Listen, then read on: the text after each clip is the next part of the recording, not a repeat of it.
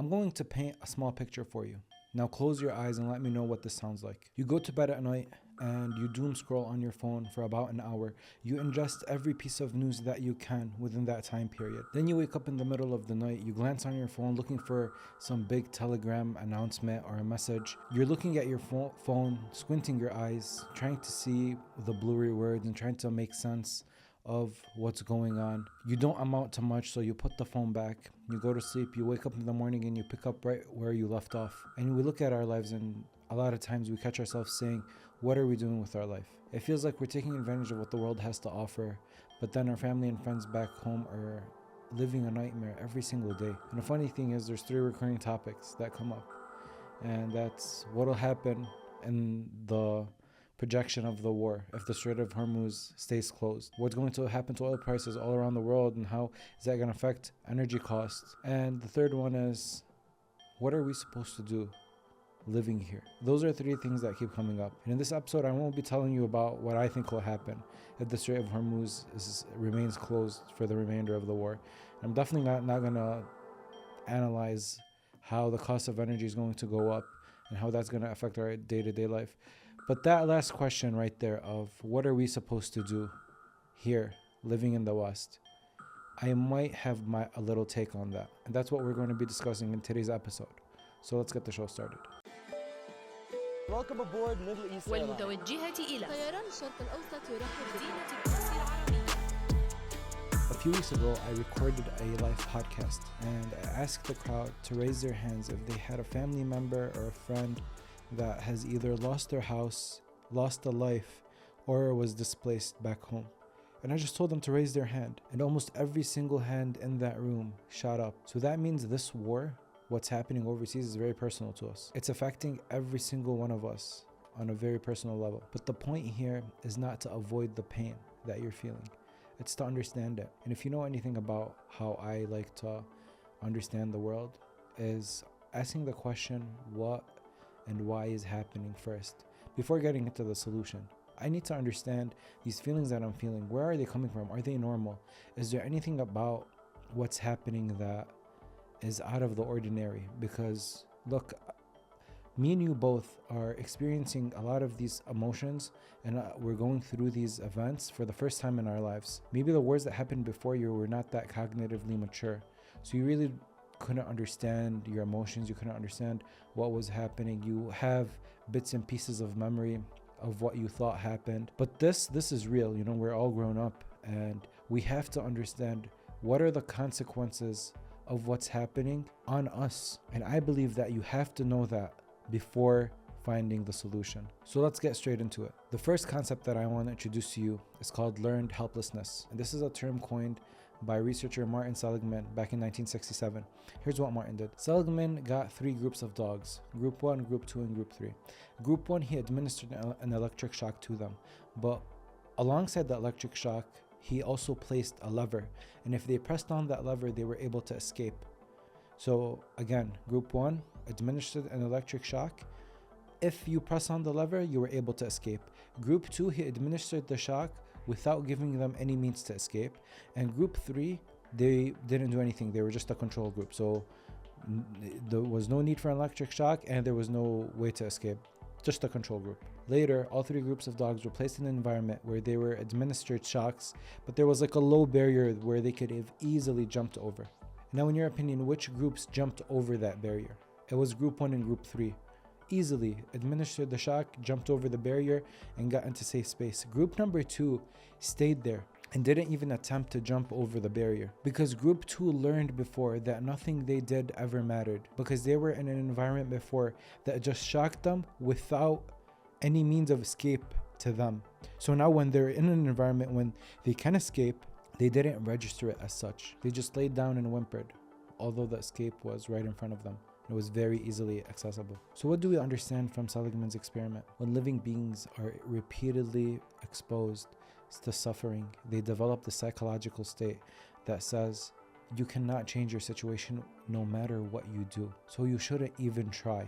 Even when change becomes possible, your brain learns that effort is pointless. And how do we see this nowadays with the war that's happening? You have generations of war, of displacement, of occupation for our communities. People stop organizing, they stop hoping, they stop believing that anything will change. And mind you, these people aren't weak. This is not something that is deeply embedded in their character. It's not their character.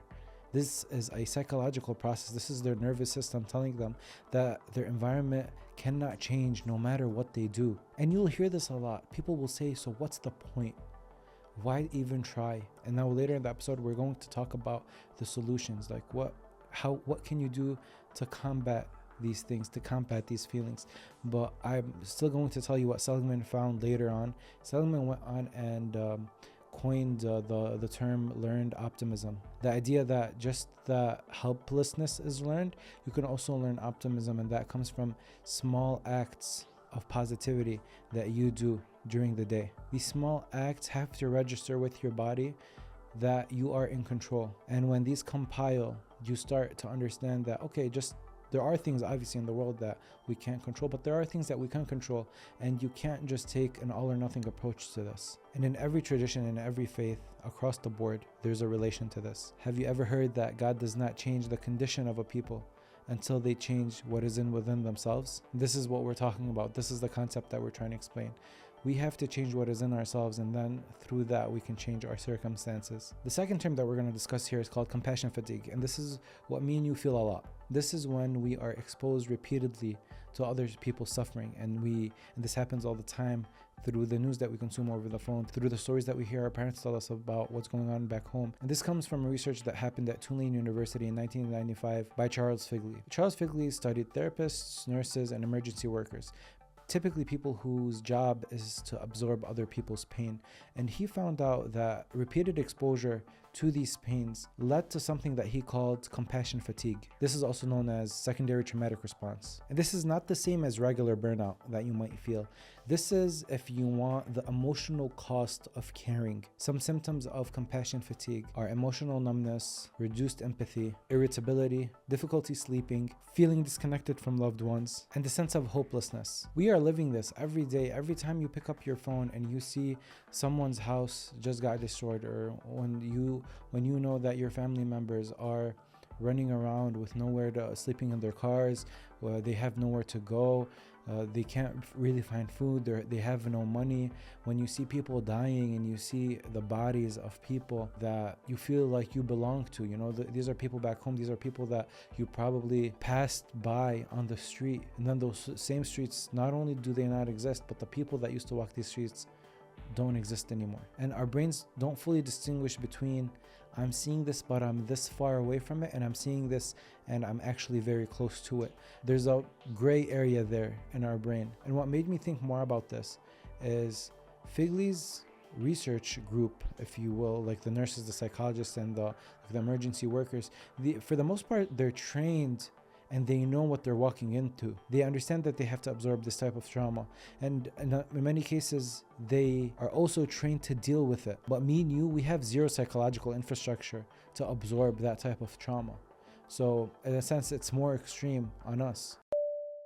Let's take a little break from the conversation. Let me tell you about my favorite coffee shop in town, Detroit Perk. If you're visiting Dearborn, or if you live in Dearborn and you've been craving a very good cup of coffee or a refresher or tea, or maybe you want to go out for brunch, Detroit Perk is the way to go. Not only do they have the best coffee in town, what I most appreciate in a coffee shop is that when I go in every single time, the coffee tastes the same and there is no dip in quality. And with Detroit Perk, you never ever have that. So if you grab coffee before work, make sure you get it from Perk. If you're going out with your friends, make sure you go sit at Perk. If you're just looking for a nice ambiance and good vibe, make sure you go to Perk. If you got injured in a car accident, insurance companies most of the times are going to try to lowball you your compensation. And a lot of the times, unfortunately, you're just going to take that compensation because you don't know better. But in reality, there are people out there like Amir Maklid that fight tooth and nail for you to get the money that you deserve, because he believes when you get injured, you should be compensated for it. And the best thing about what Amir does is that he doesn't get paid until you do. So if you or anyone that you care about has been injured, don't hesitate. Reach out to Amir Maklid. You can call him at 313-788-8888. And now let's get back to the show. And I mentioned compassion fatigue because if you just heard the symptoms, a lot of times when you feel like distant from people, you might feel like you're not caring anymore. But the truth is you've cared so much that your body is actually shutting down, trying to protect you. Numbness that you're feeling is an overloaded circuit breaker. Your body just shuts off. You don't know how to talk to people and feel for them and feel empathetic. And this is something now that we've understood the term what compassion fatigue is. You take it and you try to place it in different parts of your life where you've seen people that aren't necessarily the most empathetic. You might look at them and be like, man, these people are harsh. But then when you start to look inside of their life and you see what kind of traumas they've repeatedly have to absorb, then you understand that they might just have this compassion fatigue and their body just shuts off. And from what I found, what helps here is to taking breaks from exposure, repeated exposure. And it's not like you're avoiding looking at the news, but you structure how you look at the news. Like Dr. Miriam Jaziri was on the podcast a few weeks ago, and she was talking about what's the best way to consume news for your sleep. And do not watch the news. I have patients, actually very sad, but with what's happening in the world, they really developed a lot of issues with sleep for good reason. Lots of worrying and real life threats, So I had to tell them, please do not watch the news. Don't. It's not helping you. Actually, it's not. And it's just causing anxiety. And if there's stuff you can do it during the day, but don't do it before you go to bed. It's the worst time to watch news. Maybe in the beginning of the day you can check yourself, get up to speed. In the evening, not too early, not too close to sleep time, get up to speed too. And in the middle, during the day, do the things you need to do to change it. I feel bad for especially elderly people that may not have all the means to do stuff, but you can still make dua, for example. Focus all your energy on dua, on productive things where you have the feeling that you are trying to make a difference in what way you can. Now, the third term that we're going to talk about to explain what is happening with us is survivor's guilt. Now, you've heard of survivor's guilt before, but I kind of want to give you the background story on it. William Niederland in the 1960s did this research on Holocaust survivors. He found that many of them experienced profound guilt, not because they did anything wrong, but simply because they survived while other people didn't.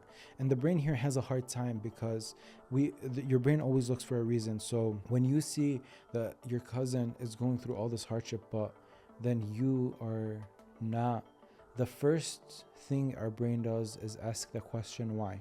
Why me, or why him or her and not me? Niederland called it survivor syndrome, and then later on people just started calling it survivor's guilt. What happens here is you start blaming yourself. When your brain starts looking for the reason, it doesn't find a logical one. We're both human beings, we both come from the same background, we all have all these things in common, but I live here and he lives there, or she lives there, so that's the only reason. It's not a logical one. They have to go through it and we don't. And this happens every single day.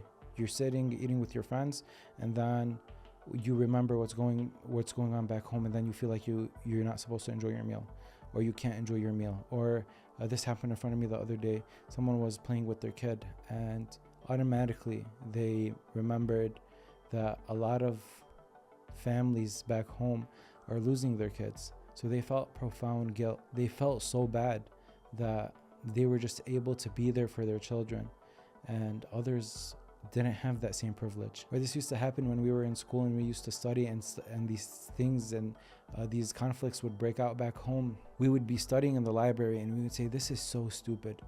What are we studying for when there are people are getting killed on a daily basis? The people that we love are going through all of this, and we're here on our laptops trying to study for this test or this quiz or whatever. It doesn't feel right. But what the research shows here is if you channel that guilt into purposeful action, that's one of the most effective ways to kind of work around that guilt. And you're still going to feel guilt but you're just going to redirect it in different ways. And I always like to say this, God does not make mistakes.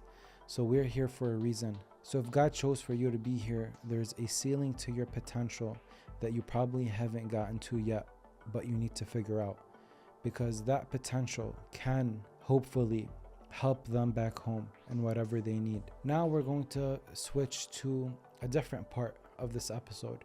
And here I want to make a distinction between why some people break under all this pressure that we just talked about in the first part, and why some people don't. You might have heard of Viktor Frankl. Viktor Frankl is an Austrian neurologist and psychiatrist, and he was in 4 concentration camps. And Viktor lost everything. He lost his wife, he lost his parents, he lost his brother.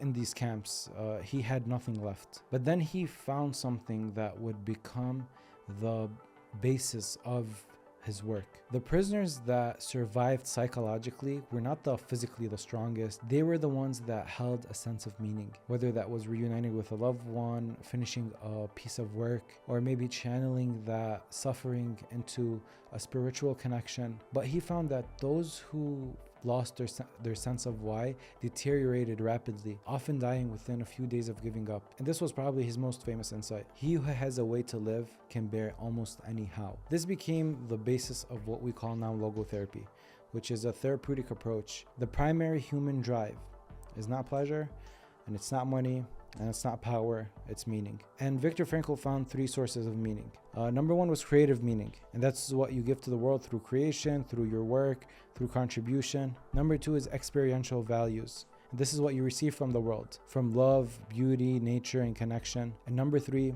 is attitudinal values. This might be the most important one, because this is the stance that you take towards unavoidable suffering. This means that in the worst possible scenarios, you're still going to look for some beauty. And if you look into our faith, there's a very famous one-liner that echoes in every single one of our heads. It's, I saw nothing but beauty. I bring you this research in these episodes, and I try to also give you what our faith says, because I am one that believes that faith is not mysticism. I swear, the way sometimes we look at faith like wizards and magic and mysticism, it's not like that. Faith came as a solution to what was happening in the world at the time, and it came as a foundation for humanity, for eternity, until there is no other human being on the planet. It did not just come for one group of people, and then we quote the religion whenever it feels comfortable with us. The way that in which we have to face everything that happens in our life. This is what we're going through now is a very difficult situation, but our faith teaches us how to deal with these things through human behavior, through concepts like tawakkul. And you're going to see throughout the rest of this episode that it all ties back to a tradition that we have in our faith. These are researchers that went into laboratory and were able to figure this out. And this is very important for a lot of people. They look at this body of work, and it's really impressive, and it's very nice to have, this is objective data. It's very nice to correlate it. And this is part of the reason why I bring you this type of information in these episodes. A lot of people feel like they need this sense of objectivity because a religion feels biased in a lot of ways, or the way that we present it feels biased. But when we connect the dots between science and religion, we find that we're talking about the exact same concepts in the exact same ways. Now let's move on to the next concept. This is a term called post-traumatic growth. Now, we are very used to post-traumatic stress disorder, PTSD. This is what we're used to when we're talking about trauma and how it affects our body. But 2 researchers in the 1990s found something a little different. They called it post-traumatic growth. These 2 researchers found that a significant amount of people that were exposed to very extreme trauma didn't just recover from it. They actually grew beyond their pre-trauma functioning. And post-traumatic growth doesn't necessarily mean that suffering is good or necessary, but it means that within devastation, within hardship, within these things that we see more and more of, there's a way, there's a path for you to become stronger, for you to become more compassionate, and for you to become more powerful. Most importantly, in my opinion, becoming more spiritually connected. Growth and pain coexist. And going back to what I was just saying a minute ago, in our tradition, we also find that with every hardship comes ease. So pain and growth coexisting is literally the foundation of how we look at hardship in our faith and our tradition. And now this concept might be my favorite one. This is called the Locus of Control. And this is by researcher Julian Rotter back in 1954. Julian found that there was two types of people in this world. One group with an internal locus of control and another group with an external locus of control. When you have an internal locus of control, it means you're the type of person that says, my actions and choices and efforts shape my circumstances. And the people with an internal locus of control tend to be more resilient, more proactive, and more psychologically healthy. People with an external locus of control are the ones that say, my life is governed by outside forces. It's dictated by luck, fate, very powerful people, and just systems that are out of my control. And these types of people tend to feel more helpless, more passive, and more prone to depression and anxiety. But there's a little nuance here. Neither extreme of these are fully accurate. You're not fully in control. You know, the person that was living in their home very peacefully, and then bombs started dropping on them and they had to leave. That was not in a situation that they were in control. There's nothing that that person could have done that would have made that situation better or would have made that situation easier. This just happened to him. But at the same time, that person can't say that I don't control anything.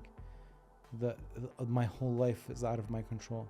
If one situation was out of your control, doesn't mean that your whole life is. And the thing is, war and oppression systematically pushes people towards the external locus of control. When bombs fall, regardless of what you do, when governments don't notice the protests that you're doing, your brain will logically think that you have no agency. But here's when it becomes dangerous, is when you let that mentality, when you let that external locus of control leak into your job, your marriage, your parenting, your faith, and then you feel like all of this you have no control over. And now you find yourself in situations where you stop trying, but these areas that you're not trying in are the areas where you have full control over. And these are the areas where you can make a difference and you can change your life around. So yes, maybe we can't stop the bombs dropping on our parents and on our friends, but you can control what you read, how you parent your kids, how you show up at work, how you treat your neighbors, how you invest in your growth. We have to reclaim our locus of control in the areas where we do have agency. And that's how we combat the learned helplessness that I gave in the very, very beginning of this episode. Now let's get to the answer of that question we asked at the beginning of the episode. What can we do here in the West to help back home? And I know a lot of us probably think that there should be this solution that will get your blood pumping, that will get you very excited, that will help those emotions that you're feeling turn off, to help that guilt turn off. But the reality is, you are cursed and I am cursed to feeling this guilt. And I don't think this guilt or these feelings should shut off, because this is the battle that we have to face here. I did find something though, but there are a few things that we do have to talk about here. Us being the best versions of ourselves is one of the most prominent ways that you can fight with the people back home. I'll give you a research in a few minutes here about how that works, but a scholar told me once that when you continue your life going to work and performing at a high level, when you continue your life and you parent like you've never parented before and put all that effort in your kids, when you're happy, when you smile, when you have a good time, that is a form of resistance, because you are not letting the forces that are doing all this harm to your people break your spirit as well. Again, I'll say this one more time. You are not letting the forces that are hurting your people so much break your spirit as well. And this is a very important distinction. We cannot let ourselves go, and we cannot let ourselves get flooded in despair, because the moment that this happens to you as well, they have won. They have killed your spirit.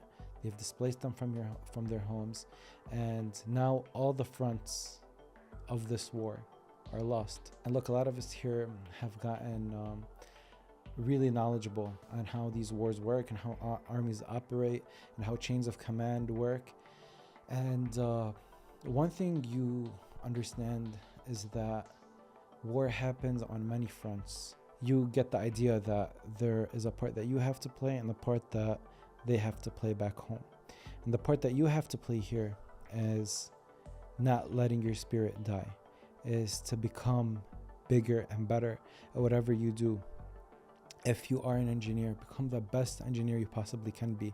If you're a doctor, become the best doctor there is out there in your specialty, in your field.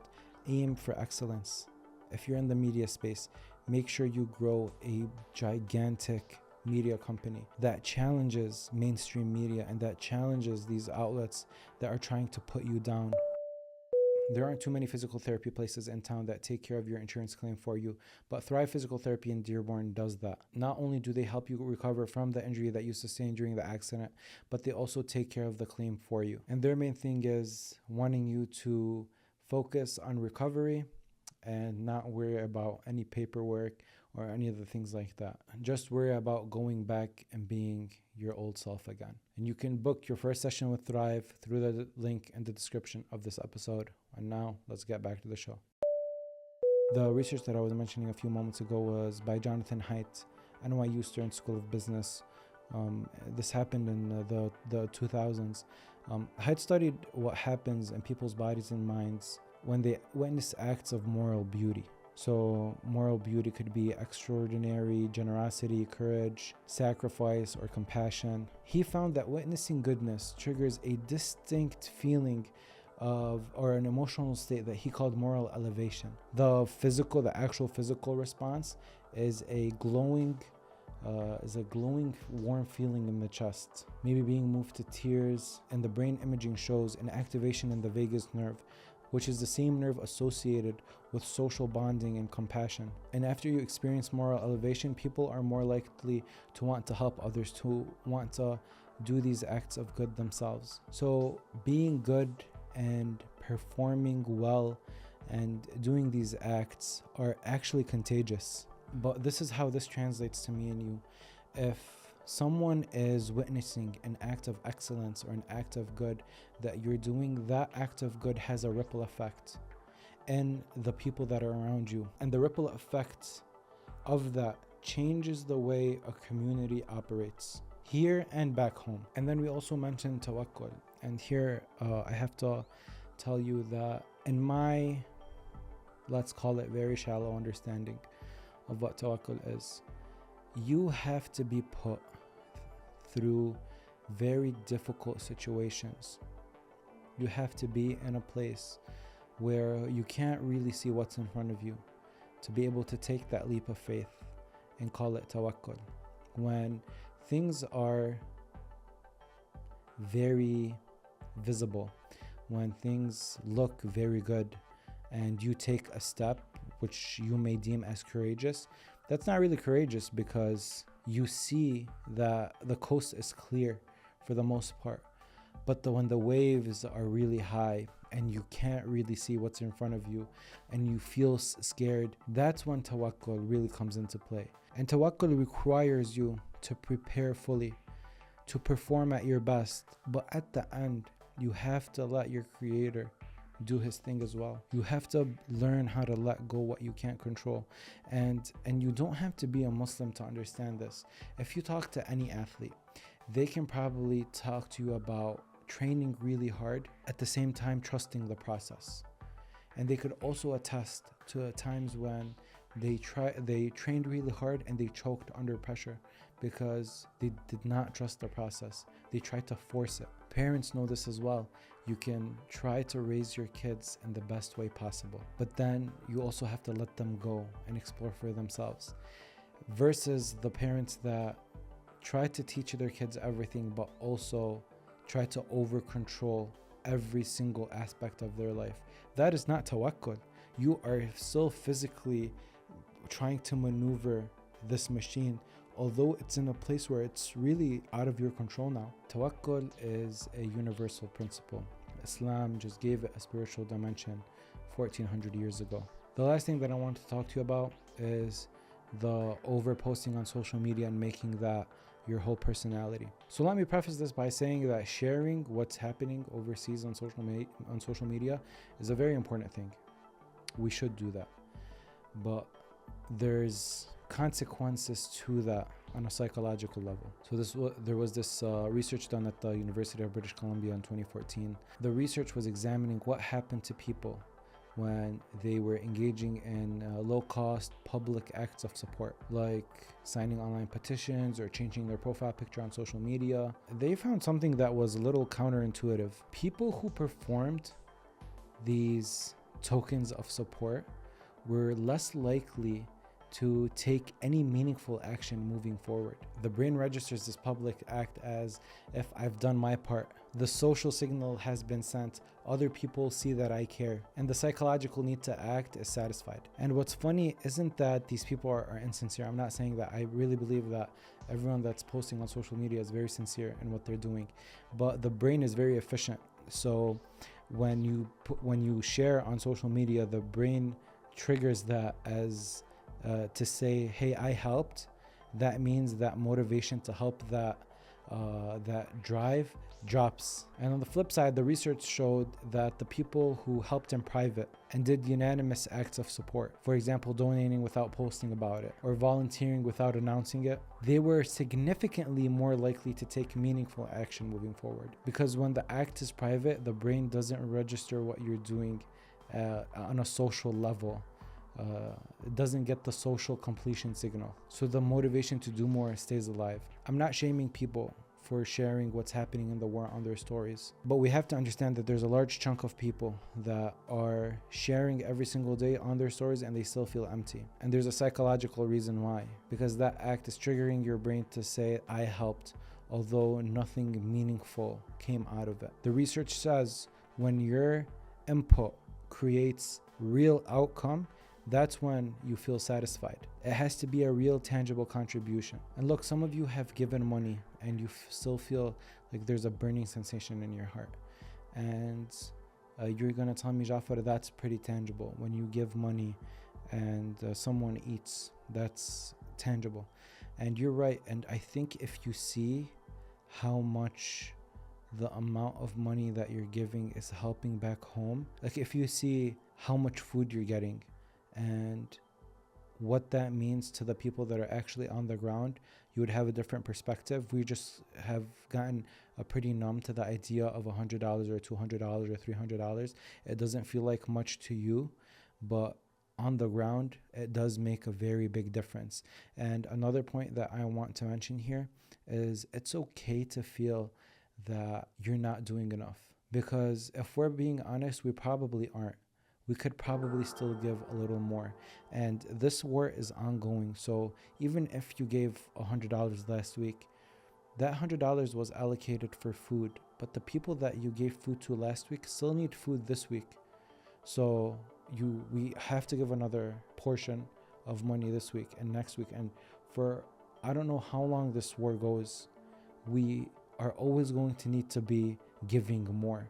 So that feeling of I gave money and I still feel like I'm not doing enough, give more money.